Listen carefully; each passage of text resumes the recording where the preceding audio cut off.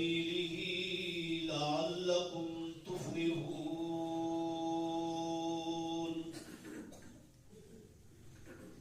مختصر حمد و ثنا اور درود و سلام کے بعد میں دعا گو ہوں کہ اللہ رب کریم مجھے حق گوئی کی توفیق عطا فرمائے. اللہ رب کریم مجھے اور آپ جمیع ساتھیوں کو دین حق کی فہم اور اس پر عمل پیرا ہونے کی توفیق عطا فرمائے. آج قرآن و سنت کے دلائل سے آپ حضرات کے سامنے صرف ایک مسئلے کی وضاحت کرنا چاہتا ہوں. جو مسئلہ ایک طرف شرک کی جڑ بنا ہوا ہے اور دوسری طرف توحید کا ایک اہم ترین بیان بھی ہے. اللہ رب کریم کا یہ ارشاد یا ایھا الذین آمنوا اتقوا اللہ، اے ایمان والو اللہ تعالیٰ سے ڈر جاؤ. وابتغوا الیہ الوسیلہ، اور اپنے اللہ کی طرف وسیلہ تلاش کرو. وجاہدوا فی سبیلہ، اللہ کے راستے میں جہاد کرو. لعلکم تفلحون، تاکہ تم کامیاب ہو جاؤ. آج ہمیں یہ گفتگو، یہ بات، یہ کہانی بہت زیادہ سننے کو ملتی ہے کہ ہم دنیاوی ایک افسر سے اگر ملاقات کرنا چاہتے ہیں تو اس کے لیے وسیلہ، سبب، ذریعہ، اس کا دوست، اس کا چپڑاسی تلاش کرتے ہیں اور تب جا کر ملاقات ہوتی ہے. اللہ رب کریم جو ساری کائنات کا خالق اور مالک ہے، وہ بغیر وسیلے کے کیسے ملے گا؟ لہذا اللہ سے ملنا ہے تو اس سے ملنے کے لیے وسیلہ تلاش کرو. بالخصوص عبادت کی جو اہم ترین ایک قسم ہے دعا، کہا جاتا ہے کہ یہ دعا کسی وسیلے کے بغیر قبول نہیں ہوتی، پوری نہیں ہوتی. اور وسیلہ کیا ہے؟ آگے بتایا جاتا ہے اللہ کے جتنے اولیاء، جتنے نیک لوگ اس دنیا کو چھوڑ کر چلے گئے ہیں، ان کے پاس جاؤ، ان کے مرکز پہ جاؤ، ان کی قبروں پہ جاؤ، ان کے آستانوں پہ جاؤ، انہیں آواز لگاؤ، انہیں پکارو، انہیں اپنا وسیلہ بنا کر پھر اللہ سے درخواست کرو، تب جا کر دعا قبول ہوگی. دلیل کیا ہے؟ دلیل یہی ہے یا ایھا الذین آمنوا اتقوا اللہ وابتغوا الیہ الوسیلہ. اے ایمان والو اللہ سے ڈرو اور اللہ سے ملنے کے لیے، اللہ کے تقرب کے لیے وسیلہ تلاش کرو. جبکہ قرآن کریم کی یہ جو دلیل پیش کی گئی ہے یہ غلط ہے. اس قرآن کریم کی آیت میں اور اس کے پورے سیاق میں کہیں اللہ رب کریم نے کسی اپنے فوت شدہ ولی کا تذکرہ نہیں کیا. اس میں اللہ نے حکم دیا ہے اتقوا اللہ، اللہ سے ڈرو. اور اللہ سے ڈرنے کی دو صورتیں: بالاطاعت، اللہ کی فرما برداری کر کے، اور اللہ کی نافرمانی سے بچ کر. یہ ہے تقویٰ اور یہ خود عمل ہے. قرآن و سنت میں وسیلے کی کچھ اقسام ہیں جو جائز ہیں. قرآن و سنت کے دلائل سے میں آپ کے سامنے رکھوں گا، اور ان کے علاوہ جتنی وسیلے کی راستے امت نے بنا رکھے ہیں، گھر رکھے ہیں، وہ سب خود ساختہ ہے. وسیلے کا ایک راستہ یہ ہے کہ اللہ تبارک و تعالیٰ سے دعا کرو اللہ تعالیٰ کے اسماء الحسنی کے ذریعے، اللہ تعالیٰ کے پاک ناموں کو اللہ کا وسیلہ بناؤ اور اللہ سے مانگو، اللہ سے دعا کرو، اللہ رب کریم عطا فرمائے گا۔ اللہ رب کریم کا ارشاد ہے وَلِلَّهِ الْأَسْمَاءُ الْحُسْنَى فَادْعُوهُ بِهَا وَذَرُوا الَّذِينَ يَدْعُونَ مِن دُونِهِ۔ اے لوگو، اللہ کے نام بڑے خوبصورت ہیں، فَادْعُوهُ بِهَا، اللہ سے مانگو اس کے ان ناموں کے ذریعے، ان کو وسیلہ بناؤ۔ وَذَرُوا الَّذِينَ يُلْحِدُونَ فِي أَسْمَائِهِ، اور جو لوگ اللہ کے ناموں کے حوالے سے الہاد کا شکار ہے ان کو چھوڑ دو، ان سے دور ہو جاؤ، اللہ سے مانگو اللہ کے ناموں کو وسیلہ بنا دے۔ یا رحیم ارحمنی، اے رحیم ذات میرے اوپر رحم فرما، یہ وسیلہ ہے اللہ کے نام۔ یا منان یا حنان، نبی علیہ الصلوۃ والسلام کیا فرماتے ہیں؟ جو بندہ ایک چھوٹی سی دعا ہے، یہ دعا پڑھ لیتا ہے استغفر اللہ الذی لا الہ الا هو الحی القیوم واتوب الیہ، یہاں اللہ کے دو نام جنہیں اسم اعظم ہونے کی حیثیت حاصل ہے شریعت میں، الحی القیوم، ان کا وسیلہ دیا۔ فرمایا ان ناموں کے ذریعے جو بندہ یہ دعا پڑھ لیتا ہے اللہ اس کے سابقہ سارے گناہوں کو معاف کر دیتا ہے، اگرچہ اس کے گناہوں میں اتنے بڑے گناہ کہ میدان جہاد میں وہ جہاد کو چھوڑ کر بھاگ نکلا ہو، اللہ کی ناراضگی اس نے حاصل کی ہو، اتنا بڑا گناہ کیا ہو، لیکن یہ دعا جب پڑھ لے گا اللہ اس دعا کے ذریعے اس کی یہ خطا بھی معاف کر دے گا۔ یہ اسماء الحسنی ہے۔ نبی علیہ الصلوۃ والسلام خود دعا کیا کرتے تھے اسألک بکل اسم هو لك سميت به نفسك او انزلته في كتابك او علمته احدا من خلقك او استأثرت به في علم الغیب عندك۔ اے اللہ میں تجھ سے مانگتا ہوں، میں تجھ سے سوال کرتا ہوں بِكُلِّ اسْمٍ هُوَ لَكَ سَمَّيْتَهُ نَفْسَكَ، اے اللہ تیرے ان سارے ناموں کو میں وسیلہ بناتا ہوں جو نام تو نے اپنے خود رکھے ہیں۔ میں جانتا ہوں یا نہیں جانتا تیرے ناموں کو، اتنے نام ہیں تیرے، میں ان سارے ناموں کا تجھے وسیلہ دیتا ہوں۔ او انزلتہ فی کتابک، تیرے وہ نام جو تو نے اپنی شریعت میں اپنی کتاب میں نازل کیے ہیں ان سارے ناموں کا وسیلہ دیتا ہوں۔ او علمتہ احدا من خلقک، اے اللہ اپنی مخلوق میں سے کسی کو بھی تو نے جو نام بتائے ہیں اگر مجھے وہ نام نہیں بتائے، تیری مخلوق میں سے کسی اور کے علم میں ہے، میں ان ناموں کا بھی تجھے واسطہ دیتا ہوں۔ اے اللہ اگر تو نے اپنی پوری مخلوق میں سے کسی کو اپنے کچھ نام نہیں بتائے، اپنے علم غیب میں رکھے ہیں، میں ان ناموں کا بھی تجھے واسطہ دیتا ہوں۔ اے اللہ میری دعا کو قبول فرما۔ کتنی پیاری دعا ہے، کتنی پیاری دعا ہے اور کتنا عظیم ترین وسیلہ ہے۔ اللہ کا وسیلہ بنایا اللہ کے تمام ناموں، عظیم دعا۔ تو اللہ تعالیٰ کے اسماء الحسنی کو، اللہ تعالیٰ کے جتنے نام ہیں، جتنے نام کتاب و سنت سے آپ جانتے ہیں، آپ کو معلوم ہے، ان ناموں کا وسیلہ اللہ کے ہاں پیش کر کے اللہ سے دعا کر سکتے ہیں، اللہ کا تقرب حاصل ہو سکتا ہے۔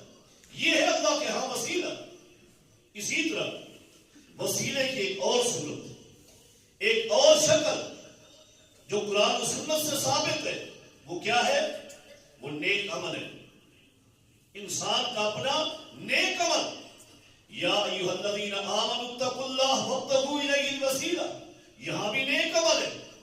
اہل ایمان کی خوبیوں میں، صفات میں، ان کی شان میں اللہ رب کریم نے قرآن کریم میں فرمایا ہے، اہل ایمان کی صفت یہ ہے الذین یقولون ربنا آمنا فاغفر لنا ذنوبنا وقنا عذاب النار۔ اہل ایمان کہتے ہیں اے اللہ آمنا، ہم تیرے حکم پر ایمان لائے ہیں، یہ ہمارا ایمان، یہ ہمارا عمل ہے، اس عمل کو ہم وسیلہ بناتے ہیں فاغفر لنا ذنوبنا، اس عمل کی وجہ سے ہمارے گناہوں کو تو معاف فرما دے، وقنا عذاب النار، ہمیں جہنم سے محفوظ فرما۔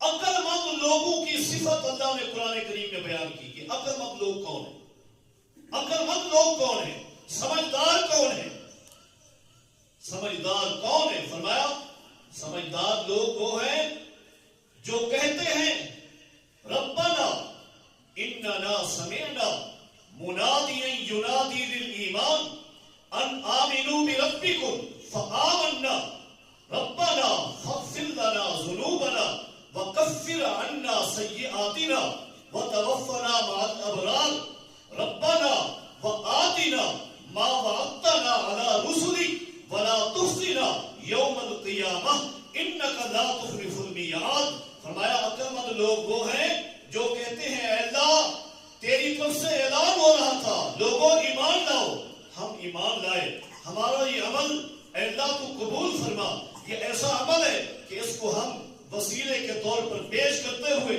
تجھ سے دعا کرتے ہیں اے اللہ تو ہمارے خطاؤں کو، ہمارے گناہوں کو معاف فرما، فاغفر لنا ذنوبنا وکفر عنا سیئاتنا وتوفنا مع الابرار، اور جب ہم فوت ہوں تو ہمیں اپنے نیک بندوں کا ساتھ عطا فرما، ربنا وآتنا ما وعدتنا علی رسلک ولا تخزنا یوم القیامہ، اے اللہ تو نے اپنے رسولوں کی زبان سے جو جو وعدے اہل ایمان سے کیے ہیں ہم بھی اپنے ایمان کو پیش کر رہے ہیں، اے اللہ ہمیں وہ ساری نعمتیں عطا فرما، ولا تخزنا یوم القیامہ، اے اللہ قیامت کے دن ہمیں رسوا نہ کرنا۔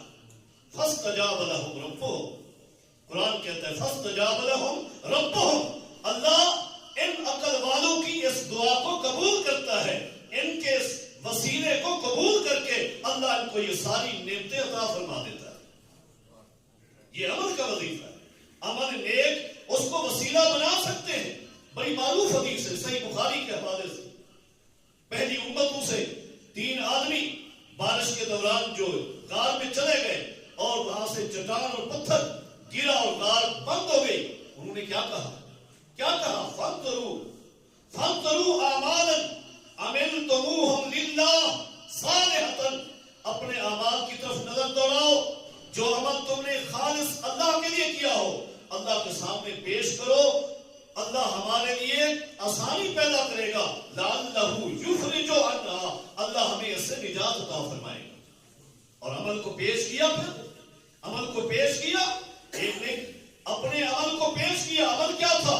میں والدین کا خدمت گزار تھا، والدین کو سب سے پہلے دودھ پلاتا تھا، اختصار کر رہا ہوں، ایک رات پہنچا والدین کو نیند ہے، سوئے ہوئے ہیں، پوری رات ان کے قریب برتن لے کر دودھ لے کر میں کھڑا رہا، میرے چھوٹے چھوٹے بچے روتے رہے، بلاتے رہے، صبح ہو گئی، میں نے والدین کو بھی نہیں جگایا اور والدین سے پہلے اپنے بچوں کو دودھ بھی نہیں پلایا۔ اے اللہ تو جانتا ہے اگر میری یہ نیکی ہے، ان کنت تعلم انی قد فعلت ابتغاء وجہک، اے اللہ تو جانتا ہے اگر میں نے یہ کام صرف تیری رضا کے لیے کیا تھا، تجھے خوش کرنے کے لیے کیا تھا، تو فافرج عنا، اے اللہ اس سے ہمیں نجات عطا فرما، اس سے نجات عطا فرما۔ یہ کہنا تھا کہ چٹان تھوڑی سی کھسک گئی، غار کے دہانے سے کھسک گئی، دوسرے نے اپنا عمل پیش کیا، اس کے الفاظ بھی یہی ہیں، ان کنت تعلم، ان کنت تعلم، اے اللہ تو جانتا ہے، انی قد فعلت ابتغاء وجہک، میں نے یہ گناہ چھوڑا ہے تیری رضا کے لیے، میں نے یہ گناہ چھوڑا ہے تیری رضا کے لیے۔ ہر ایک نے اپنے نیک عمل کو پیش کیا ہے، اللہ نے وہاں سے نجات عطا فرمائی۔ نیک عمل کو وسیلہ بنا کر آج بھی پیش کر سکتے ہیں، یہ شرعی وسیلہ ہے، قرآن و سنت سے جو ثابت ہے، اپنے نیک عمل کو وسیلہ بنا کر اللہ سے دعا کر سکتے ہیں، اللہ سے جو کچھ مانگنا ہے مانگ سکتے ہیں۔ اسی طرح نمبر 3، کسی زندہ نیک آدمی کے پاس جا کر اس سے اللہ سے دعا کرنا، اس سے درخواست کرنا کہ اللہ سے دعا کریں میرے لیے فلاں کام ہے، فلاں چیز، اللہ سے جب وہ دعا کرے گا تو یہ ایک طور پر آپ کا سفارشی آدمی ہے, وسیلہ ہے, لیکن ایک زندہ آدمی ہے اور وہ درخواست کر رہا ہے اللہ سے, دعا کر رہا ہے اللہ سے, یہ بھی جائز ہے, یہ بھی شریعت میں جائز ہے. نبی علیہ الصلوۃ والسلام کے پاس ایک نابینا شخص آیا, نابینا شخص آیا اور اس نے آ کر کہا ادعو اللہ ان یعافینی, اے اللہ کے رسول میری بینائی نہیں ہے, آنکھوں کی بینائی نہیں ہے, آپ اللہ سے میرے لیے دعا کریں اللہ مجھے بینائی عطا فرمائے. نبی علیہ الصلوۃ والسلام فرماتے ہیں سنو, ان شئت دعوت اللہ وان صبرت فهو خیر لک, اگر تم چاہتے ہو میں تمہارے لیے دعا کروں, میں دعا کر دیتا ہوں, اللہ تجھے شفا دے گا, اگر تو صبر کرے تو تیرے لیے بہتر ہے, اگر صبر کرنا چاہتے ہو بہتر ہے. اس شخص نے کہا فدعوہ, اے اللہ کے رسول میرے لیے دعا کرے, دعا کرے میرے لیے. نبی علیہ الصلوۃ والسلام فرماتے ہیں کہ جاؤ وضو کر کے آؤ. وہ شخص وضو کر کے آیا, سنت کے مطابق وضو کرو, وضو کر کے آ گیا. نبی علیہ الصلوۃ والسلام نے اسے دعا سکھلائی کہ دعا پڑھو, اللہم انی اسألک واتوجہ الیک بنبیک محمد نبی الرحمت انی توجہت بک الی ربی فی حاجتی ہذہ لتقضی بی اللہم فشفعہ فیہ. یہ دعا سکھلائی, اے اللہ میں تجھ سے سوال کرتا ہوں, دعا کرتا ہوں, اور میں تیرے نبی کو درخواست کر کے تیرے سامنے اسے پیش کرتا ہوں کہ تیرا پیغمبر بھی تجھ سے دعا کرتا ہے. اور ساتھ کہا اے اللہ کے نبی آپ بھی میرے لیے دعا کریں, انی توجہت بک الی ربی, میں آپ کو اپنے رب کے سامنے درخواست کر رہا ہوں, آپ دعا کریں. ساتھ نبی علیہ الصلوۃ والسلام بھی دعا کر رہے ہیں, یہ صحابی بھی دعا کر رہے ہیں, اور ساتھ یہ الفاظ بھی ہے اللہم فشفعہ فیہ, اے اللہ ان نبی کی دعا کو, درخواست کو, ان کی سفارش کو میرے حق میں قبول فرما. ایک نیک انسان سے درخواست کرنا اور وہ دعا کرے. سیدنا عمر رضی اللہ تعالیٰ عنہ اپنے دور خلافت میں کیا کرتے ہیں, جب قحط پڑتا ہے, صحیح بخاری کی حدیث ہے, قحط پڑتا ہے, سرسبز چیزیں ختم ہیں, خوشحالی ختم ہے, قحط سالی, تو کیا کرتے ہیں, سیدنا عباس بن عبد المطلب جو نبی علیہ الصلوۃ والسلام کے چچا ہیں ان کو ساتھ لے کر میدان کی طرف نکلتے ہیں اور دعا کرتے ہیں.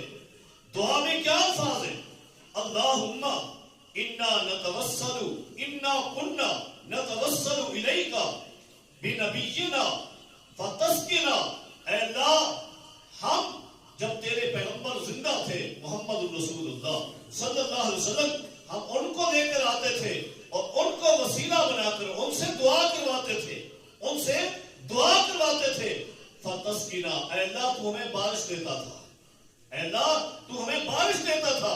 وَإِنَّا نَتَوَسَّلُ إِلَيْكَ بِعَمِّ نَبِيِّكَ, اور آج ہم تیرے پیغمبر کے چچا کو لے کر آئے ہیں درخواست کے لیے, فَاسْقِنَا, اے اللہ تو ہمیں بارش عطا فرما. فَيُسْقَوْنَ, تو اللہ کی طرف سے بارش ہو جایا کرتی تھی, اللہ کی طرف سے بارش ہو جایا کرتی تھی. حضرات اس حدیث میں بہت بڑا سبق ہے, بہت بڑا سبق ہے. سیدنا عمر رضی اللہ تعالیٰ عنہ جس شہر میں رہتے ہیں اسی شہر میں مدفن ہے محمد الرسول اللہ صلی اللہ علیہ وسلم, جو ساری کائنات کے ولیوں سے اللہ کے سب سے بڑے ولی ہیں, سب سے بڑے ولی ہیں, ان کا مدفن ہے.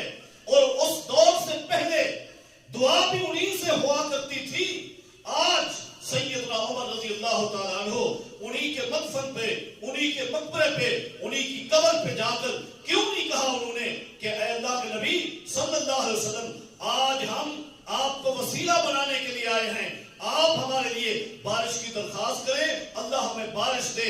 اس لیے کہ سیدنا عمر رضی اللہ تعالیٰ عنہ کا عقیدہ تھا نمبر 1 اللہ کے رسول صلی اللہ علیہ وسلم فوت ہو چکے ہیں, اور نمبر 2 عقیدہ تھا کہ فوت شدگان کو اللہ کے ہاں وسیلہ نہیں بنایا جا سکتا. اس لیے اپنے درمیان ایک مقدس ہستی, ایک عظیم ہستی عباس بن عبد المطلب نبی علیہ السلام کے چچا کو ساتھ لے کر گئے ہیں, درخواست کی ہے, انہوں نے دعا کی ہے, خود بھی دعا کی ہے, اللہ نے بارش عطا فرمائی. حضرات وسیلہ قرآن و سنت سے ثابت ہے، لیکن قرآن و سنت کے جتنے بھی دلائل ہیں ان تمام دلائل میں وسیلہ کی صرف یہی 3 صورت نکلتی ہے، اس کے علاوہ کوئی اور صورت وسیلے کی نہیں نکلتی۔ اور بالخصوص آج جس پر ہم ڈٹے ہوئے ہیں، جس کی خاطر ہم ایڑی چوٹی کا زور لگا رہے ہیں، دلائل سے ثبوت پیش کر رہے ہیں کہ فوت شدگان بزرگوں کو اللہ کے سامنے وسیلہ بنانا اور دعائیں کرنا، اس کے لیے قرآن و سنت سے کوئی ایک بھی دلیل نہیں ہے، کوئی ایک دلیل نہیں ہے۔ جتنی احادیث روایات اس طرز کی بیان کی جاتی ہیں کہ فلاں شخص نبی علیہ السلام کی قبر پہ آیا اور اس نے نبی علیہ السلام کو آ کر مخاطب کیا اور ساتھ قرآن مقدس کی اس نے یہ آیت پڑھی، وَلَوْ أَنَّهُمْ إِذْ ظَلَمُوا أَنفُسَهُمْ جَاءُوكَ فَاسْتَغْفَرُوا اللَّهَ وَاسْتَغْفَرَ لَهُمُ الرَّسُولُ لَوَجَدُوا اللَّهَ تَوَّابًا رَحِيمًا۔ اللہ پاک فرماتے ہیں وَلَوْ أَنَّهُمْ إِذْ ظَلَمُوا، جب یہ لوگ ظلم کریں گے، غلطی کریں گے، جَاءُوكَ، آپ کے پاس آئیں گے میرے حبیب صلی اللہ علیہ وسلم، فاستغفر اللہ، سب سے پہلا کام یہ ہے وہی ظالم، وہی غلطی کرنے والے، وہی گناہگار سب سے پہلے وہ اللہ سے بخشش مانگیں گے، خود دعا کریں گے، واستغفر لهم الرسول، پھر ان کے لیے اللہ کا رسول بھی اللہ سے بخشش کی دعا کرے گا، لوجد اللہ توابا رحیما، تو اللہ کو تواب پائیں گے، اللہ رحم کرنے والا ہے، وہ معاف کر دے گا۔ یہ کب ہے؟ یہ اس وقت ہے جب اللہ کے حبیب صلی اللہ علیہ وسلم مدینہ طیبہ میں زندہ موجود ہیں، اس وقت ہے۔ اور یہاں بھی یہی کہا گیا ہے کہ سب سے پہلے خود دعا کریں گے، خود استغفار کریں گے، اس کے علاوہ کوئی اور بات نہیں ہے۔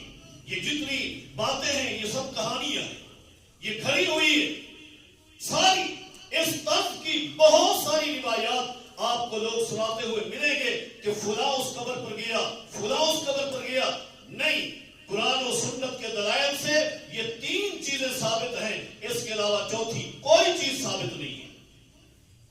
اور جس کو ثابت کیا جاتا ہے یہی فطرہ ہے، یہ شرک کی جڑ ہے، شرک کی جڑ ہے۔ مشرکین مکہ کا شرک کیا تھا؟ اللہ رب کریم نے قرآن کریم میں جس کا تذکرہ کیا ہے کہ وہ کہا کرتے تھے ما نعبدہم الا لیقربونا الی اللہ زلفیٰ، ہم ان کی عبادت نہیں کرتے، ان کو پوجتے نہیں ہیں، بلکہ ہم انہیں اللہ کا قریبی سمجھتے ہیں، ہماری ان کے آگے، ان کی اللہ کے آگے۔ آج وہی ہے، وہ بھی ان بتوں کے پاس، ان فوج شدگان کے پاس جا کر یہی کام کرتے تھے جو کام آج اسی وسیلہ کے طرز سے ہو رہا ہے۔ یہ وہی ہے، بالکل اسی طریقے پر آج اس فتنے کو قوم کے اندر پھیلایا جا رہا ہے، اور یہ بنیاد ہے شرک کی، یہ شرک کی جڑ ہے۔ نبی علیہ الصلوۃ والسلام کا فرمان من عمل عملا لیس علیہ امرنا فہو رد، جس بندے نے کوئی ایسا کام کیا اس کام پر ہماری مہر نہیں ہے، فہو رد، تو مردود ہے۔ نبی علیہ الصلوۃ والسلام کی پوری حیات میں اس کا کی کوئی ایک دلیل بھی نہیں ملتی کہ کسی فوج شدہ کے پاس جا کر اسے وسیلہ بنایا گیا ہو اور اللہ سے دعا کی گئی ہو۔ نبی علیہ الصلوۃ والسلام کے مبارک زمانے کے بعد ہمارے اسلاف کا زمانہ ہے، صحابہ و تابعین کا، صحابہ و تابعین میں سے کسی ایک سے بھی اس طرح کی مثال نہیں ملتی۔ لہذا عزیز ساتھیوں، اس سے بچ جاؤ، یہ اللہ سے ملنے کا ذریعہ نہیں ہے۔ اللہ رب کریم تو خود دعوت دیتے ہیں ادعونی استجب لکم، مجھے پکارو، میں تمہاری دعاؤں کو، تمہاری پکاروں کو سننے کے لیے ہر وقت تیار رہتا ہوں۔ ان الذین یستکبرون عن عبادتی سیدخلون جہنم داخرین، جو مجھ سے مانگنے میں گریز کرتے ہیں میں انہیں جہنم میں داخل کروں گا۔ اللہ سے مانگو اور ڈائریکٹ مانگو۔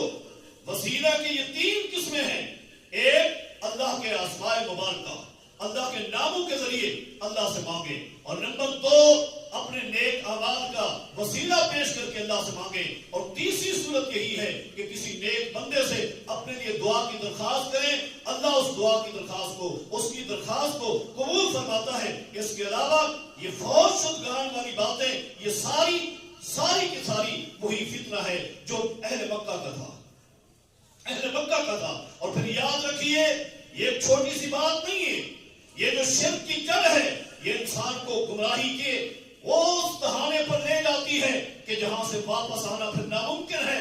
اللہ ایسے لوگوں پر عتاب کرتا ہے, غصہ کرتا ہے, اور ایسے لوگوں کو در در پہ اللہ پھینکتا ہے. یہ گمراہ ہو جاتے ہیں. جو لوگ اللہ کے سامنے جھکتے ہیں, اللہ سے خود مانگتے ہیں, اللہ سے ڈائریکٹ مانگتے ہیں, اللہ ان سے محبت کرتا ہے. اللہ ان سے محبت کرتا ہے, اور ایسی محبت کرتا ہے کہ اللہ انہیں پوری زندگی اپنے در کے علاوہ کسی اور در پہ جانے نہیں دیتا. اللہ گوارا نہیں کرتا. اور دنیا کا جو شخص اللہ کے سامنے اکڑتا ہے, اللہ سے نہیں مانگتا, دوسروں کے پاس جاتا ہے, رب غصے ہوتا ہے, رب ناراض ہوتا ہے, اور اسے در در پہ اللہ ذلیل کرتا ہے کہ وہ اپنے خالق کو چھوڑ کر پھر اللہ ذلیل یوں کرتا ہے کہ اس جیسے اپنے جیسے بندوں سے مانگنے لگتے ہیں, اپنے جیسوں سے مانگنے لگتے ہیں. اپنے جیسوں سے تو دور کی بات, رب کو اتنا غصہ آتا ہے, اللہ ایسا ذلیل کرتا ہے کہ ایسے لوگ جو انسان اشرف المخلوقات میں سے تھا, اللہ کا جب اس پر غصہ آتا ہے تو اللہ اپنے در سے دھتکار کر اسے پھر انسانوں کے دروازے پر بھی نہیں, اللہ اسے جانوروں کی طرف پھینکتا ہے. جاؤ تیرے پاکستان میں درباریں ہیں, کہیں گھوڑے کی, کہیں گدھے کی, اللہ انہی دروازوں پر ان کو پھینکتا ہے کہ تجھے میں نے اشرف المخلوقات بنایا تھا, تو نے اپنے رب کو چھوڑا ہے, جا تجھے انسان بھی نہیں ملیں گے, تجھے سفارش کے لیے یہ جانور ملیں گے, جانور ملیں گے. یہاں سے بھی آگے نکلیے. رب اتنا ناراض ہوتا ہے کہ اللہ والے تو دور کی بات ہے, رب ایسے لوگوں پر یوں ناراض ہوتا ہے کہ انہیں ایسے دروازوں پر پھینکتا ہے جہاں زانی ہیں, ڈکیت ہیں, چور ہیں, لٹیرے ہیں, ان کے سامنے یہ جھکتا ہے, رب کے سامنے نہیں جھکتا, رب کے سامنے نہیں جھکتا. جو رب کے سامنے اکڑتا ہے اللہ ایسے لوگوں کے سامنے بھیجتا ہے. جاؤ ایک چھوٹی سی مثال, نبی علیہ السلام کے بعثت سے پہلے بیت اللہ میں جو 307 بت تھے, ان بتوں میں ایک عظیم بت ہبل نام کا ہے. چلے اس کی نسبت تو ایک عظیم ہستی کی طرف ہے, آدم علیہ السلام کے بیٹے حابیل کی طرف ہے, لیکن اسی بیت اللہ کے مطاف میں جہاں ہبل نسب تھا وہاں ایک اور بت نائلہ بھی نسب تھا, وہاں ایک اور بت اساف بھی نسب تھا. جائیے حدیث کا مطالعہ کیجئے, یہ بت کون ہے, یہ کون ہے, اساف کون ہے, نائلہ کون ہے. جو بیت اللہ کے مطاف میں نسب ہے, طواف کرنے والا ہر مشرک ہر چکر پہ اساف اور نائلہ کو ہاتھ لگا کر جاتا ہے, اس کا استلام کرتا ہے جس طرح آپ حجر اسود کا استلام کرتے ہیں. لیکن مطالعہ کیجئے یہ ہیں کون, اللہ نے غصہ کیسا کیا, اللہ نے اپنے در سے ان کو کیسے دھتکارا. یہ اساف اور نائلہ دونوں یہودی ہیں, ایک مرد ہے ایک عورت ہے, دونوں نے اسی بیت اللہ میں زنا کیا. رب ناراض ہوا, رب نے ان کو مسخ کر کے پتھر بنا دیا.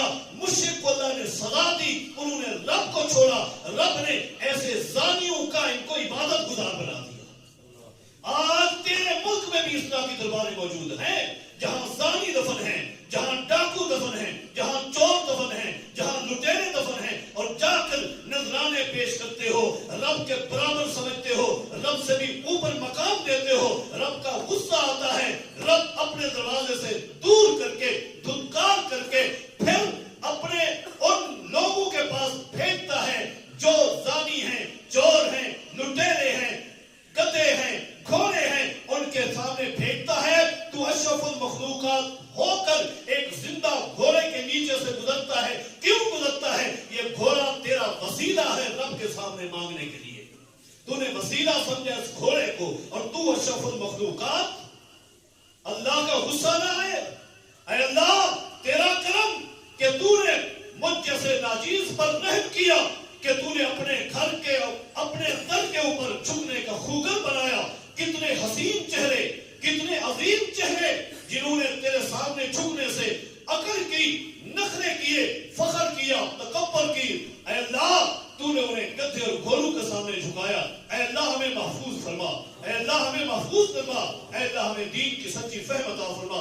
اقول قولی ھذا استغفر اللہ لی ولکم ولسائر ولسائر المسلمین وآخر دعوانا ان الحمدللہ رب العالمین.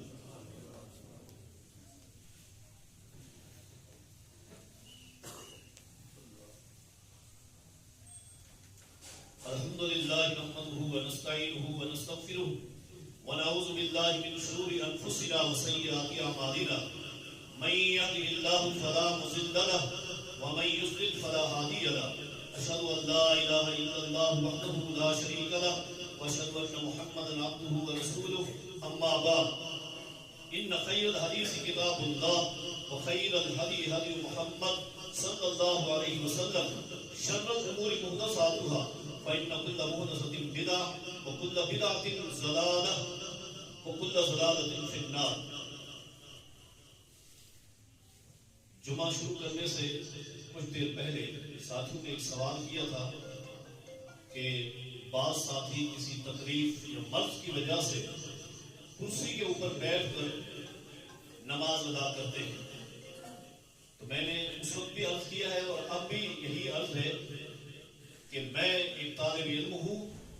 ہمارے ملک پاکستان کے ایک نامور اور عظیم محدث علامہ محمد رفیق الازہری رحمۃ اللہ علیہ انہوں نے ایک فتویٰ لکھا ہے جس میں انہوں نے اس مسئلے کا رد پیش کیا ہے اور فرماتے ہیں کہ کرسی کے اوپر بیٹھ کر نماز پڑھنا درست نہیں ہے، اس لیے کہ کرسی نبی اکرم صلی اللہ علیہ وسلم کے عہد مبارک میں موجود تھی. نبی اکرم صلی اللہ علیہ وسلم کرسی پر بیٹھے ہیں، درس دیا. صحابہ کرام رضی اللہ عنہ کرسی پر تشریف فرما ہوئے ہیں، درس بھی دیے ہیں، بعض مسائل بھی سمجھائے ہیں.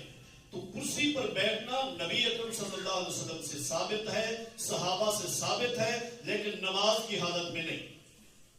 نماز جب بھی کوئی تکلیف ہوئی ہے نبی اکرم صلی اللہ علیہ وسلم نے خود بھی چٹائی پہ بیٹھ کر زمین پہ بیٹھ کر نماز پڑھی ہے، اور صحابہ کرام میں سے جس صحابی کو رضی اللہ عنہ کوئی تکلیف ہوئی ہے، کوئی بیماری ہوئی ہے، سب نے بیٹھ کر نماز پڑھی ہے. اس سے کئی ایک خلل واقع ہوتے ہیں، سب برقرار نہیں رہتی. آپ کھڑے ہو کر قیام کریں گے، سب سے یا تو آگے ہو جائیں گے یا پیچھے لوگ ڈسٹرب ہوں گے.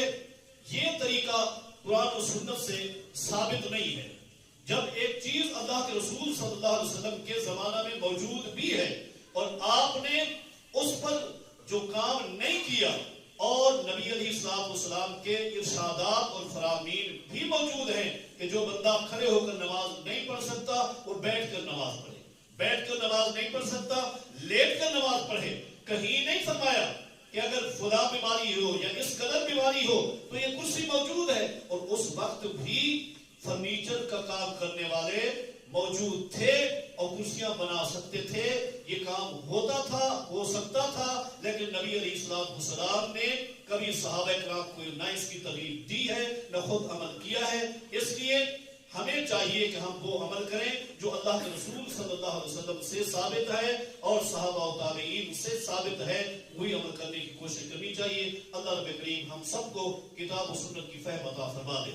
اللهم صل على محمد وعلى آل محمد كما صليت على إبراهيم وعلى آل إبراهيم إنك حميد مجيد. اللهم بارك على محمد وعلى آل محمد كما باركت على إبراهيم وعلى آل إبراهيم إنك حميد مجيد. سبحان ربك رب العزة عما يصفون وسلام على المرسلين والحمد لله رب العالمين.